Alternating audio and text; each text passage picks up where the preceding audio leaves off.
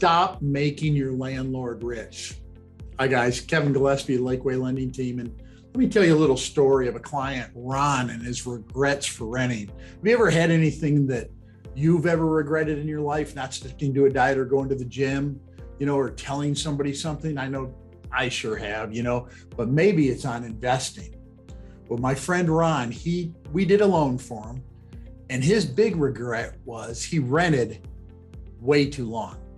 I've done the same thing when I was a young man, and I know so many others have as Ron, but it really bothered him. And his intentions were good. He wanted to do the right thing, but he got busy. He watched the market. He thought, oh, this crazy market, the prices are going up too high, too fast, and he held off and he held off.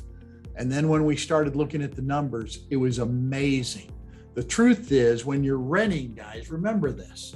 You're taking money and you're throwing it away. You're actually making your landlord rich and taking away from yourself. So let me show you what I mean. Sure, when you're renting, you have a shelter. And here's an example, let's say you're paying $1,900 in rent versus $2,100 on a house payment. It's a little more expensive. Yeah, I don't know if I can afford that couple extra $100. But the truth is, remember, when you're making that payment, about $450 a month is going towards reducing that loan. It's actually creating a savings account and building equity for you. But if you're renting, you're putting that equity build up, not for yourself, but instead you're paying it to make your landlord rich. And that's what I mean by stop making them rich. You got to start building wealth and financial freedom on your own. So when you make that mortgage payment, remember, the home's typically appreciating on a 30-year average here in Central Texas about 4% a year, and you're paying down the loan.